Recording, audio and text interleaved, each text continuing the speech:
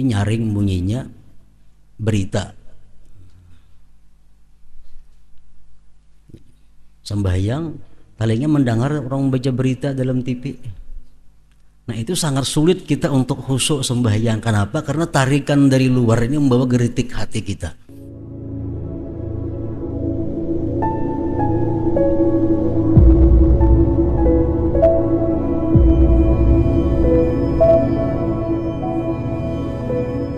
Bismillahirrahmanirrahim. Alhamdulillahi rabbil alamin wa bihi nasta'in ala umurid dunya waddin. Wassalatu wassalam ala sayyidina Muhammadin al-amin wa ala alihi wa sahbihi wa tabi'in. Qala al-musannif al-imam Abu Hamid Muhammad bin Muhammad al-Ghazali rahimahullah wa nafa'ana bi ulumihi fid dharain amin. Penjelasan tentang obat yang berguna dalam menghadirkan hati.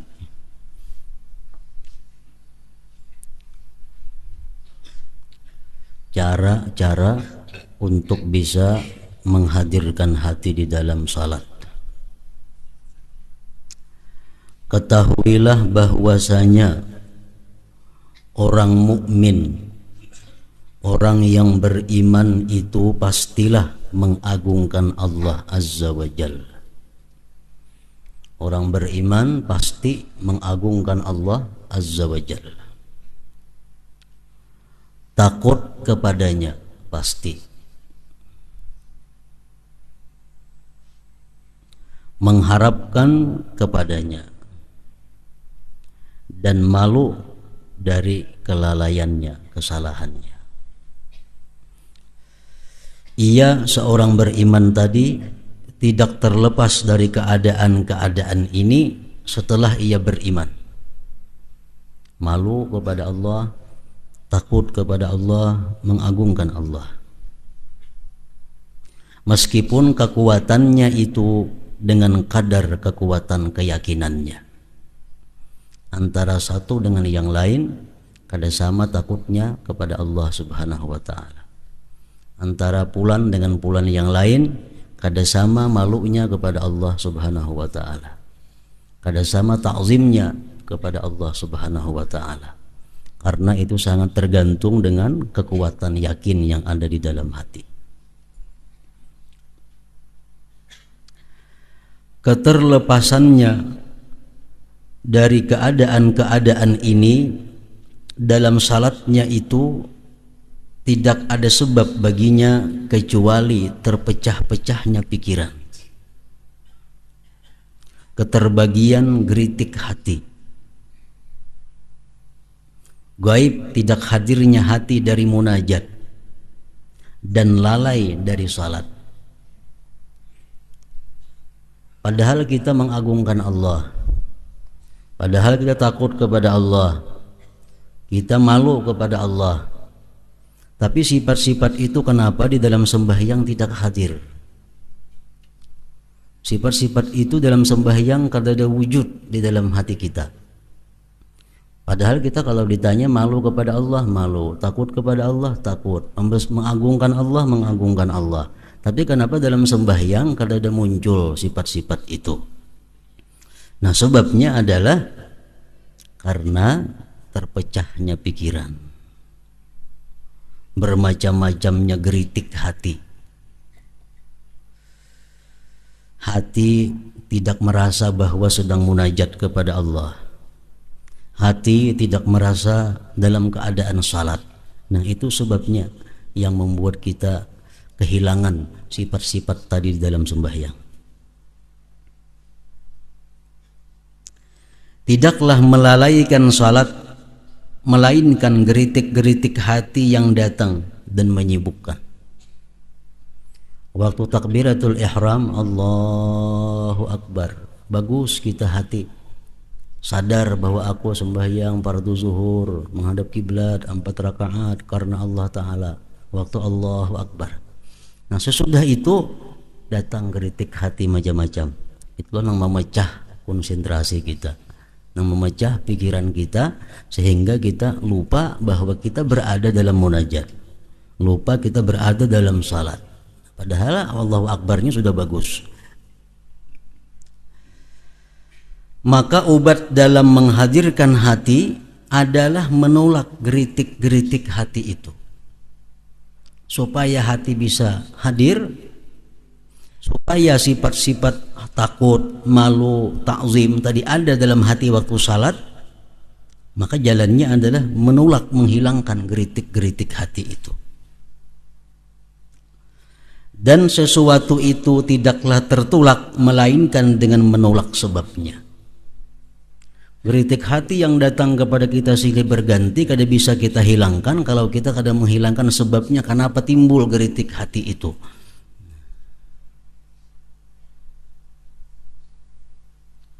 Maka hendaklah kamu ketahui sebabnya dahulu. Geritik hati itu di mana datangnya.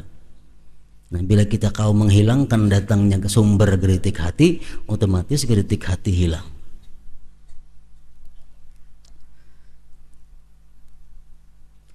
Dan sebab datangnya geritik-geritik hati itu ada kalanya urusan luar yang di luar dari tubuh kita, atau urusan di dalam zatnya, atau urusan yang ada dalam hati kita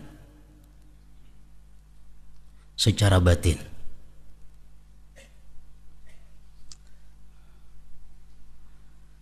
Jadi sebab datangnya geritik hati ada dua, ada yang dari luar tubuh kita, ada yang memang dari dalam tubuh kita. Adapun urusan luar, maka sesuatu yang mengetuk pendengaran atau tampak bagi penglihatan.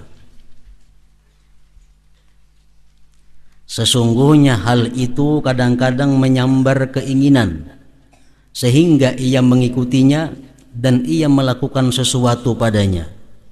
Kemudian daripadanya tertariklah pikiran kepadanya dan berantai. Pandangan itu menjadi sebab untuk memikirkan.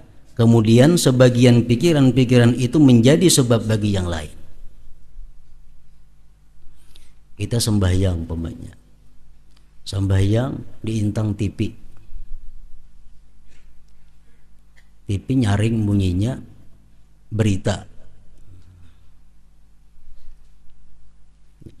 Sembahyang palingnya mendengar orang baca berita dalam TV.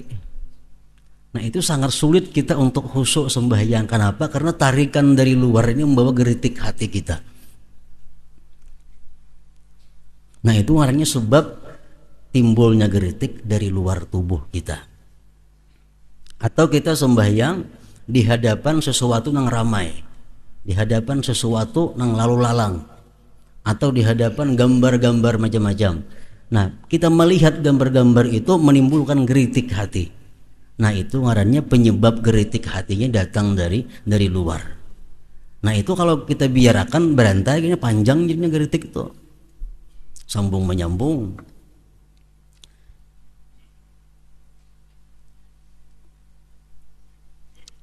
Barang siapa yang kuat niatnya dan tinggi himmahnya, maka apa yang berjalan pada indera-inderanya tidak melalaikannya. Kalau orang nang kuat sembahyangnya, walaupun di higa TV, walaupun di tengah kartak, kada jadi masalah. Itu orang-orang yang sudah kuat. Macam salah seorang aulia Allah berpesan kepada anak-anaknya, anak-anakku, ini bila hendak memukul terbang, waktu aku sembahyang aja. Bila aku kada sembahyang, kamu jangan berterbang, kok mau kepala. Jadi bila aku sembahyang, kamu ya berembian beributan situ kada apa-apa. Kenapa? Karena sini kada mendengar lagi terbang tuh kalau sudah sembahyang. Nah, ini orang yang sudah kuat keyakinannya. Kita sebaliknya itu. Nah, itu penyebab-penyebab dari luar tubuh kita. Tetapi orang yang lemah pastilah pikirannya tercerai-berai karenanya. Kalau orang yang lemah masih himmahnya sembahyang di pintang nang rami, sembahyang radio berbunyi, TV berbunyi, itu sudah jelas mengganggu, menarik perhatiannya. Nah, pengobatannya adalah memutuskan sebab-sebab ini. nyaman aja itu, mati TV-nya, mati radionya, lurusan pulanginya. Kalau hanya itu sebab datangnya geritik. Kalau hanya bunyi TV, bunyi radio, nang datangnya geritik, di situ nyaman aja, mati TV-nya sembahyang, mati radionya, nah habis sudah. Pengobatannya adalah memutuskan sebab-sebab ini dengan memejamkan pandangannya. Ini kalaunya sembahyang diganggu oleh pemandangan-pemandangan yang mengganggu. Bapak jam sembahyang, habis jam sudah tidak kelihatan lagi. Atau salat di rumah yang gelap, tidak kelihatan lagi, di muka nang balang-balang warna-warni. Atau ia tidak membiarkan di mukanya sesuatu yang menyibukkan indranya, dan ia mendekat ke dinding ketika ia salat sehingga jarak pandangnya itu tidak meluas, dan ia menjaga dari salat di jalan-jalan, itu jelas terganggu, di tempat-tempat yang berukir, dan di atas hamparan dicelup diwarnai hampal-hampal balang-balang ini. Nah, kalau kita sembahyang merasa terganggu di intang pasahapan yang bergambar macam-macam itu, jangan pakai pasahapan itu lagi, cari pasahapan yang polos. Nah, itu mudah aja mengobatinya. Oleh karena itu orang-orang yang ahli ibadah itu, mereka beribadah di rumah kecil yang gelap, luasnya sekedar sujud. Hal itu agar menghimpun himmah mereka, supaya jadi satu pikiran. Sedangkan orang-orang yang kuat, nah yang sudah kuat, mereka menghadiri masjid, merendahkan pandangan, dan mereka tidak melepaskan pandangan melewati tempat sujud. Mereka memandang kesempurnaan salat itu pada keadaan mereka tidak mengetahui orang yang di sebelah kanan dan kiri mereka. Bila inya kada tahu kiri kanan, perhatian sembahyang itu dianggap sembahyang itu sempurna. Bila mana inya tahu di sebelah aku si pulan, inya merasa itu sembahyangnya kada sempurna.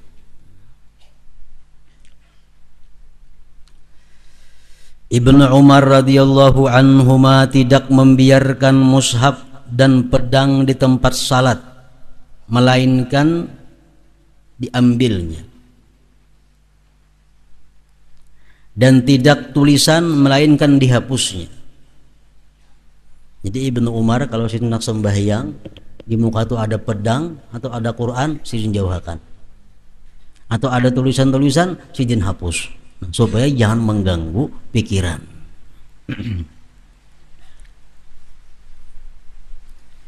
Nah, jadi itu sumber geritik hati yang datangnya dari luar tubuh kita. Pengobatannya mudah, yaitu menjauhkannya, menghilangkannya. Adapun sebab-sebab yang batin, maka itu lebih berat. Geritik hati ini timbulnya dari dalam tubuh kita seorang. Nah, ini yang berat.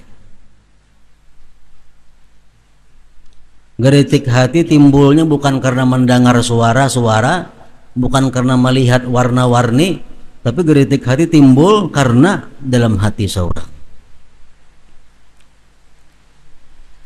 Sesungguhnya orang yang keinginannya itu bercabang-cabang pada lembah-lembah dunia, maka pikirannya tidak terbatas pada satu macam pak saja.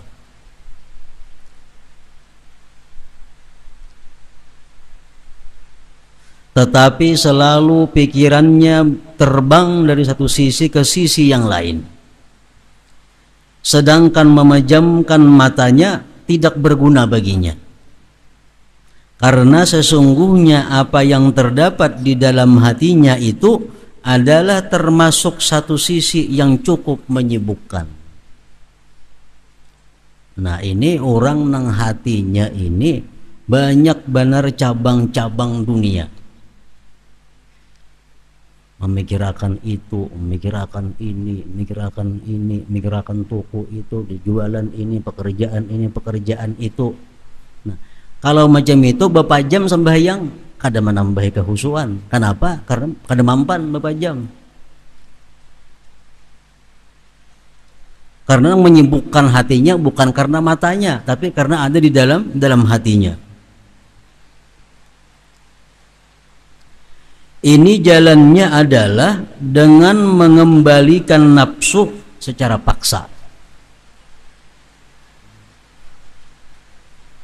Ini jalannya adalah dengan mengembalikan nafsu secara paksa untuk memahami apa yang dibacanya di dalam salat. Nah, itu pengobatannya. Kalau hati kita yang terlalu banyak memikirkan dunia, sambahyang di tempat nang kadap pada mampan jelas. Sambahyang Bapak jam mata kada mampan juga karena di hati seorang andaknya. Salah satu cara untuk mengurangi itu adalah memahami apa yang dibaca. Memahami apa yang dibaca.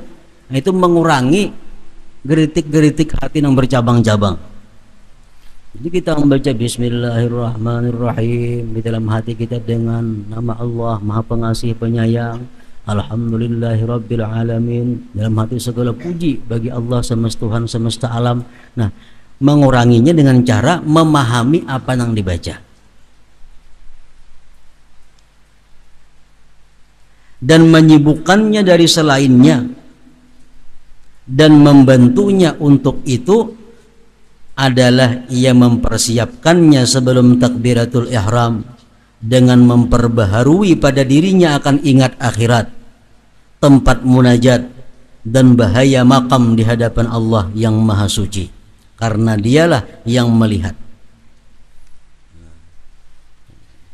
Anak sembahyang mesti menghadirkan dulu diri, mengatakan bahwa aku ini sembahyang menghadap Allah Subhanahu wa ta'ala, menghadap yang maha agung, menghadap Tuhan yang tahu segala geritik ke hatiku. Bila aku salah-salah, aku bisa berbahaya. Sebelum takbiratul ihram. Nah, karena sudah takbiratul ihram, usahakan memahami apa yang dibaca. Memahami apa yang dibaca.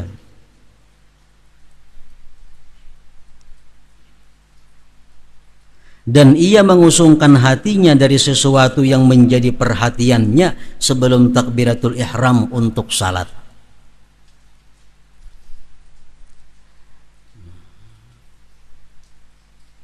Dan ia mengusungkan hatinya dari sesuatu yang menjadi perhatiannya sebelum takbiratul ihram untuk salat.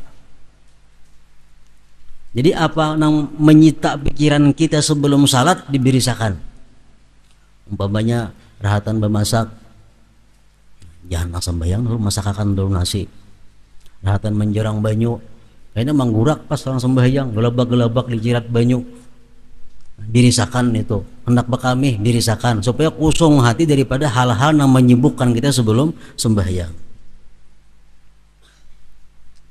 Maka ia tidak meninggalkan kesibukan bagi dirinya, di mana geritik hatinya menoleh kepada kesibukan itu. Bila kita membiarkan kesibukan kita kada selesai sebelum sembahyang, kita bawa sembahyang pasti sudah geritik timbul. Pasti geritik hati kita timbul. Rasulullah sallallahu alaihi wasallam bersabda kepada Utsman bin Abi Syaibah, "Inni nasitu an aqula laka an tukhammil qidral ladzi fil bait." Sesungguhnya saya lupa untuk berkata kepadamu untuk menutup periuk yang ada di rumah. Nabi suruh ini menutup periuk yang ada di rumah. Nabi nang sembahyang sidin suruh di sini tadi aku pada ingat nyuruh hikam nah tutupilah kasih. Itu ada periuk di rumah yang belum tutupi.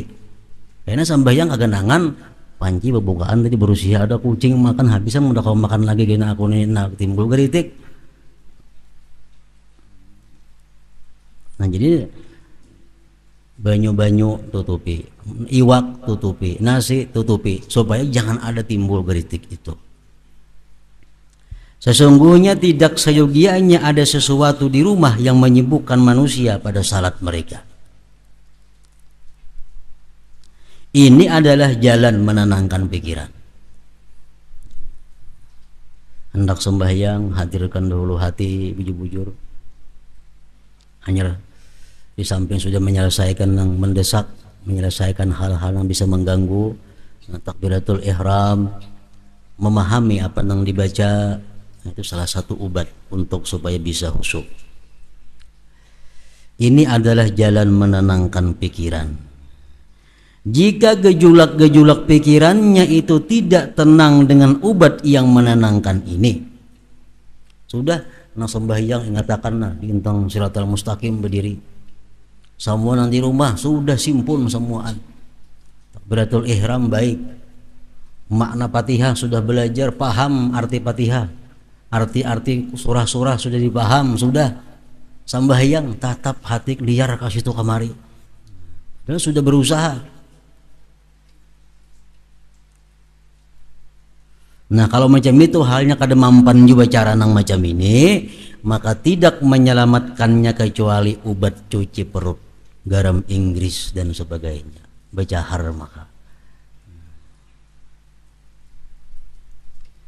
Kenapa sebabnya? Karena penyakitnya ini sudah masuk ke urat-urat yang ada dalam awak, bukan hanya di hati lagi, sudah menyebar ke seluruh awaknya. Yang menguras penyakit dari kedalaman urat-urat, yaitu ia melihat terhadap urusan-urusan yang menyibukkan dan memalingkan dari penghadiran hati, dan tidak ragu bahwasanya itu kembali kepada keinginan-keinginannya, dan bahwasanya hal itu menjadi kepentingan-kepentingan syahwatnya. Maka ia menyiksa nafsunya dengan mencabut syahwat-syahwat keinginan-keinginan itu dan memutus hubungan-hubungannya. Ada jalan lain kalau kayak itu daripada memutus hubungan dengan yang menyibukkan itu.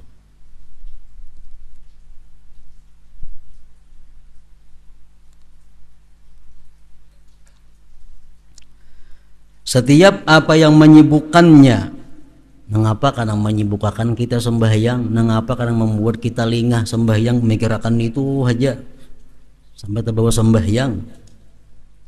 Setiap apa yang menyibukkannya, menjadikannya lalai dari salatnya, maka itu berlawanan dengan agamanya dan bala tentara iblis, musuhnya. Maka menahannya adalah lebih memudaratkan atasnya daripada mengeluarkannya. Benda nang apakah nang bila sembahyang timbul dipikirkan, sudah memahami ayat, sudah kada mampan juga, tetap pikirkan, berarti barang itu adalah merupakan bala tentara iblis. Bila kita tahan, membahayakan. Tidak ada jalan lain selain mengeluarkan barang itu. Maka ia melepaskan diri dengan mengeluarkannya. Banyak orang berisi jabatan banyak. Ia pembakal, ia ketua handil maulid, ia ketua rukun kematian, macam-macam jabatan. Bila sembahyang hingga keingatan urusan pembakal, memaham ayat sudah paham, tapi kada kawat dalam sampai hingga keingatan urusan jadi pembakal ini nah, ada mau ampih. Nah, jalan terakhir adalah harus berampih jadi pembakal. Itu maksudnya ini. Kenapa? Karena pembakal itu berarti adalah tentara iblis. Ditahan membahayakan seorang. Rukun kematian jadi ketua kada so ingat dalam sembahyang, damai-damai aja. Jadi ketua handil mulut kada pernah terganggu sembahyang. Kalau jadi pembakal ini sembahyang pikiran pembakal dipikirkan. Berarti sebabnya geritik hati timbul urusan pembakal ini. Nah, kalau kada mampan cara-cara nang tadi, kada ada jalan lain pada mencabut diri daripada pembakal itu. Contohnya itu.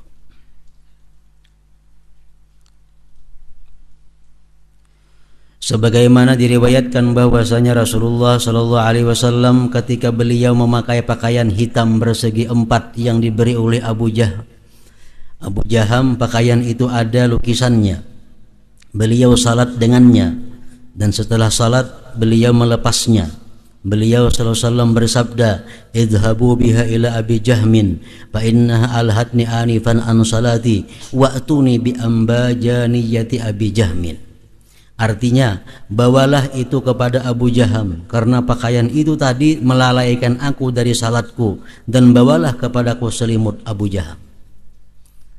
Nabi kita diberi Abu Jaham pakaian hirang nang berlukis ada. Begitu sirin sambahyang, sirin melihat lukisan itu, terpikirkan lukisan itu. Nah, tuntung sambahyang, sidin pacul baju itu, belikan bajunya ke Abi Jaham. Aku minta nang biasa nang kada berlukis saja. Nah, itu ngarannya mencabut diri daripada akar nang menimbulkan geritik. Contohnya.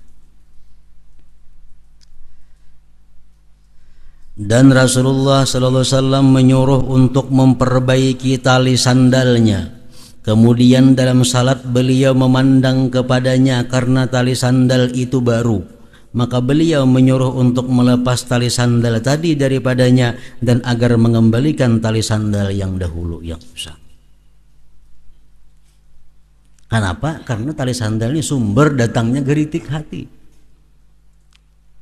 Untuk mengobati itu kada lain daripada memutuskan diri daripada sebab datangnya geritik hati itu. Beliau sallallahu alaihi wasallam mengenakan sandal, lalu beliau kagum terhadap keindahannya, lalu beliau sujud dan bersabda, "Saya merendahkan diri kepada Tuhanku Azza wa Jal agar dia tidak memurkai saya." Kemudian beliau keluar dengannya dan memberikannya kepada peminta-minta pertama yang beliau jumpai. Kemudian beliau menyuruh Ali radhiyallahu anhu untuk membeli sepasang sandal kulit yang telah bersih dari rambut, lalu beliau memakainya. Jadi baik pakaian, apapun, perhiasan, kendaraan, nang bila itu selalu menyibukkan kita di dalam salat, nang kada mampan diobati macam-macam, jalan terakhir adalah memisahkan diri daripada sesuatu benda itu. Rasulullah sallallahu alaihi wasallam di tangan beliau terdapat cincin emas sebelum diharamkan, dan beliau di atas mimbar. Maka beliau melimparnya cincin emas tadi.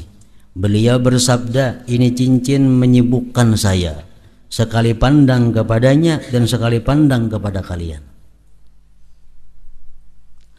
Dan diriwayatkan bahwasanya Abu Talhah salat di kebun dan padanya terdapat pohon. Lalu ia kagum terhadap seekor burung yang terbang di pohon mencari tempat keluar. Lalu pandangannya mengikuti sesaat, kemudian ia tidak tahu berapa rakaat ia salat.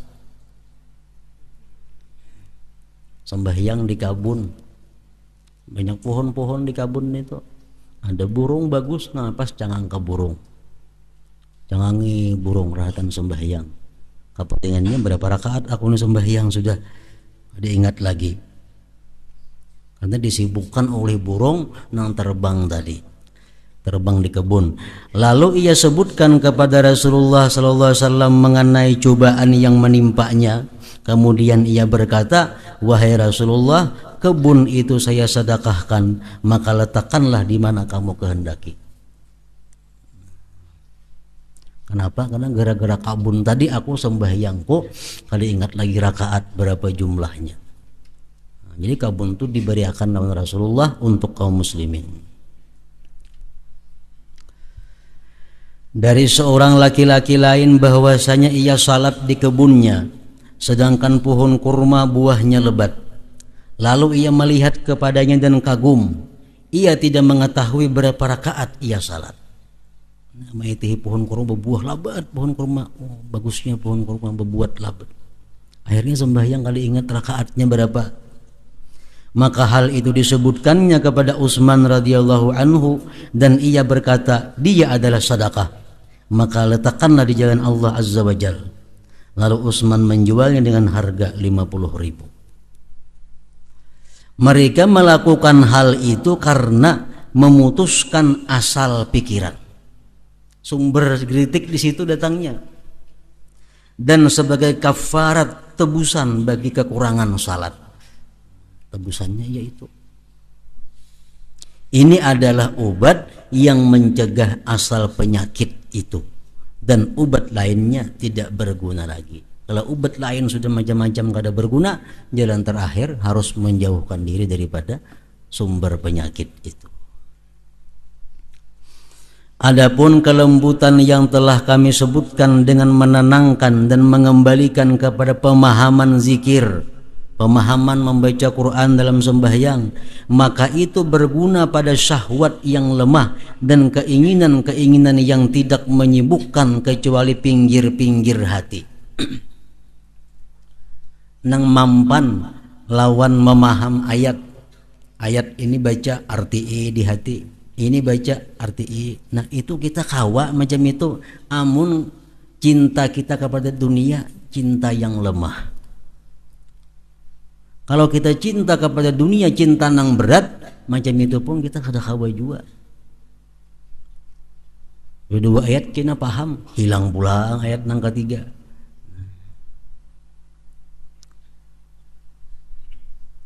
Adapun syahwat yang kuat dan menggebu-gebu, maka padanya penenangan itu tidak berguna.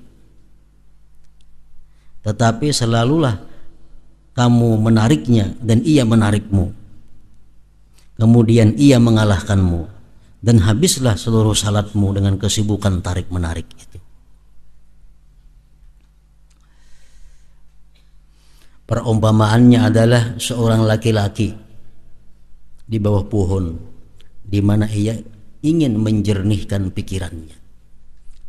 Aku hendak bertenang-tenang, hendak berlapang-lapang, duduk di bawah pohon, duduk di bawah pohon. Suara-suara burung pipit mengacaunya. Di bawah pohon menduduk, ciut-ciut burung pipit.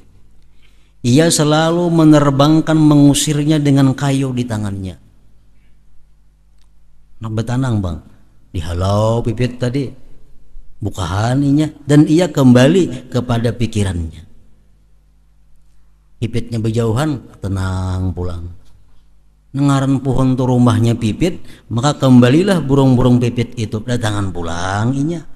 Maka ia kembali mengusirnya dengan kayu. Akhirnya pada tenang lagi, orang usir datang, jadi bertenang lagi.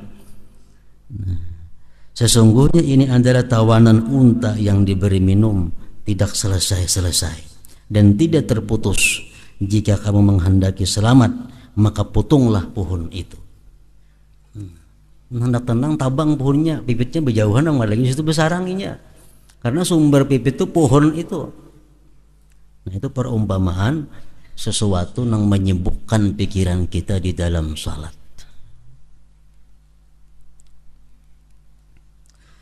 Demikian pula pohon syahwat, demikian pula pohon syahwat, pohon keinginan, apabila bercabang-cabang dahannya, macam-macam nang dikaping ini, itu dikehendaki, ini dikehendaki, banyak keinginan, maka pikiran-pikiran tertarik kepadanya seperti tertariknya burung-burung pipit kepada pohon-pohon, dan seperti tertariknya lalat kepada kotoran-kotoran. Kesibukan itu lama dalam menulaknya. Sesungguhnya lalat itu setiap kali ditulak, diusir, maka ia kembali. Oleh karena itulah disebut lalat zubab. Maka demikian juga geritik-geritik hati.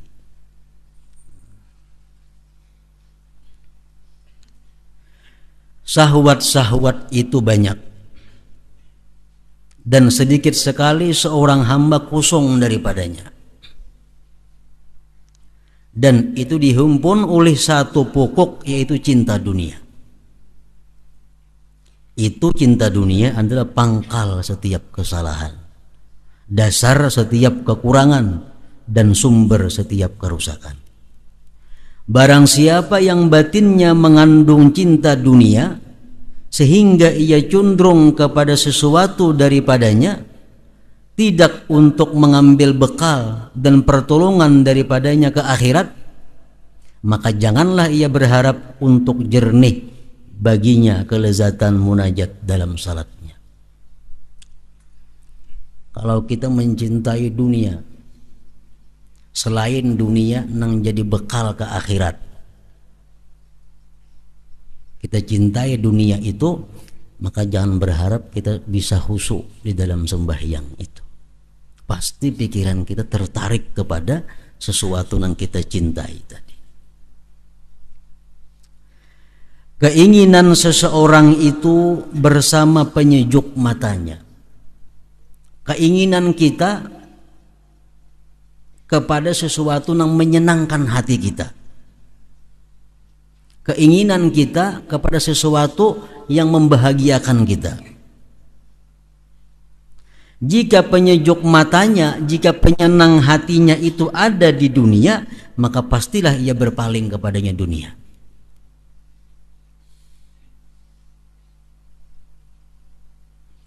Jadi syahwat kita, keinginan kita itu bersama kada terpisah lawan nang disenanginya. Bila nang kita senangi itu di dunia, nah, maka dia selalu bersama dunia. Keinginan seseorang itu bersama penyejuk matanya, artinya penyenang hati. Jika penyenang hati, penyejuk matanya itu ada di dunia, maka pastilah ia berpaling kepadanya. Nah, tetapi bersama ini maka tidak sayogianya untuk meninggalkan mujahadah, artinya berjuang, melatih diri, berjuang supaya bisa sembahyang itu sesedikit mungkin lalainya, sesedikit mungkin lupanya kepada Allah Subhanahu wa ta'ala.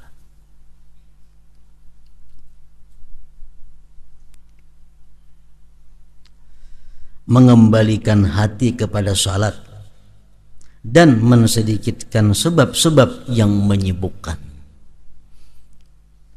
mengurangi pekerjaan, mengurangi nang dikapingini, itu merupakan salah satu jalan untuk bisa khusyuk di dalam sembahyang. Bila kita banyak berisi pekerjaan, banyak berisi jabatan, banyak berisi macam-macam, sulit untuk bisa khusyuk di dalam salat karena pikiran kita tertarik ke situ. Ini adalah obat yang pahit. Ini adalah obat yang pahit. Bila sembahyang keingatan sepeda motor, keingatan sepeda motor, beriakan sepeda motornya. Kan pahit nih tuh. Macam tadi sembahyang di kabun, kada ingat lagi rakaat, beriakan kabunnya sebagai penebus dalam kesalahan kada ingat dalam sembahyang tadi. Nah, ini adalah obat yang pahit. Dan karena pahitnya, maka tabiat kita menjadi sempit. Tabiat kita lo kada mau, karena pahit. Tabiat kita kada mau.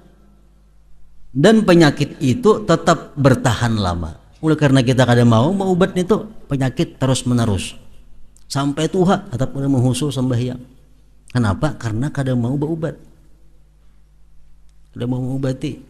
Makin tua makin banyak gobian, makin tua makin bertambah pekerjaan. Nah, mestinya dikurangi supaya bisa terarah kepada khusyuk itu.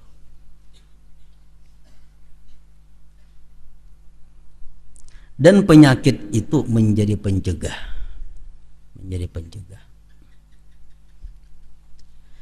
sehingga orang-orang besar, orang-orang yang sudah top, bersungguh-sungguh untuk salat 2 rakaat dengan tidak berbicara kepada diri mereka padanya mengenai urusan-urusan dunia, mereka lemah dari yang demikian itu.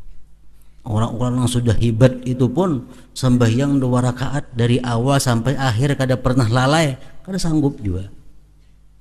Itu orang-orang yang sudah besar, orang yang sudah top sudah ilmunya, yang sudah hebat ma'rifatnya. Dari takbir sampai salam sedikit pun kada ada lingah, itu pun mereka lemah.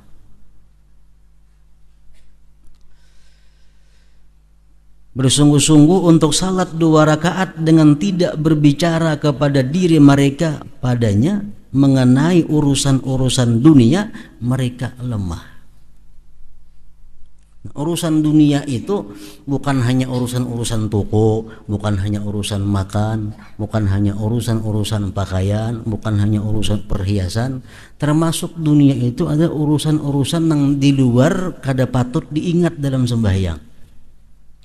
Imam Ghazali contohnya, sebelum sembahyang sih mengarang kitab tentang bab haid. Dalam sembahyang tabawa ingat, aku tadi mengarang bab haid. Nah itu sudah mengurangi kehusuan sembahyang. Kenapa? Walaupun itu masalah agama nang dikarang, cuma kada letaknya dalam sembahyang mengingat hal itu.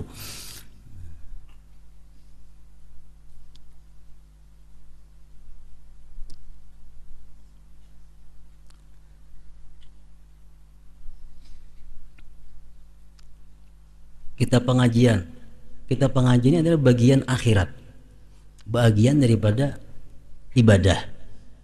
Nah, kalau kita dalam sembahyang kita tak ingat di pengajian ini, kada tempatnya itu kada khusyuk ngarannya. Nah, jadi sembahyang itu mesti kita pahami apa yang kita baca, apa yang ada dalam hati kita, apa yang ada dalam gerak-gerik kita. Itu ngarannya khusyuk.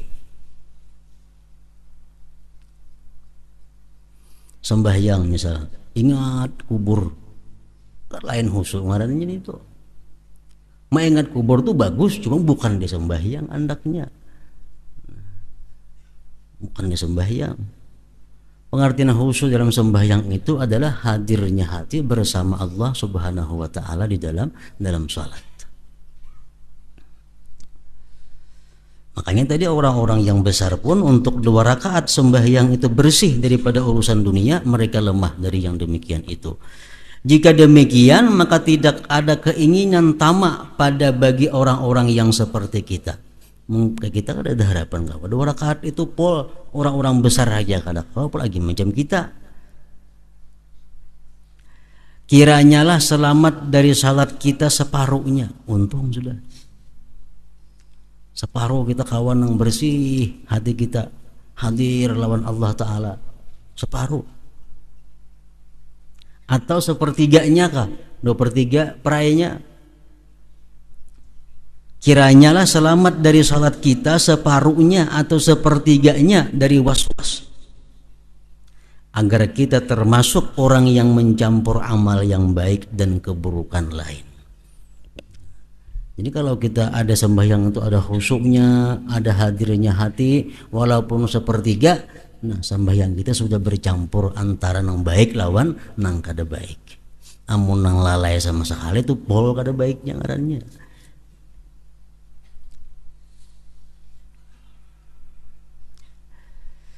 Secara jumlah keinginan-keinginan dunia dan keinginan-keinginan akhirat itu di dalam hati adalah seperti air yang ditumpahkan di dalam gelas yang penuh dengan cuka. Maka menurut kadar air yang masuk padanya, keluarlah cuka daripadanya. Niscaya pasti dan keduanya tidak berkumpul. Jadi antara orang zikrullah, antara orang yang hubud dunia dengan orang yang cinta kepada Allah itu kadang mutakumpul. Lawan dunia cinta, kan Allah cinta, kada mau kedua-duanya sama. Nah, seapa kadarnya kita cinta kepada Allah, sisanya itu cinta kepada dunia. Kita cinta kepada dunia 75%, 25% kita cinta kepada akhirat. Dan keduanya, cinta kepada dunia dan cinta kepada akhirat tidak akan berkumpul. Kemudian penjelasan tentang perincian sesuatu yang sayogianya untuk dihadirkan di dalam hati pada setiap rukun dan syarat dan amal-amal salat. Nah, ini yang penting. Apa yang harusnya waktu ruku, apa yang harus kita hadirkan. Waktu sujud, apa yang harus kita hadirkan. Waktu i'tidal, apa yang harus kita hadirkan di hati supaya bujur-bujur pas lawan yang sebenarnya. Afdalul dzikri fa'lam annahu la ilaha illallah Muhammadur Rasulullah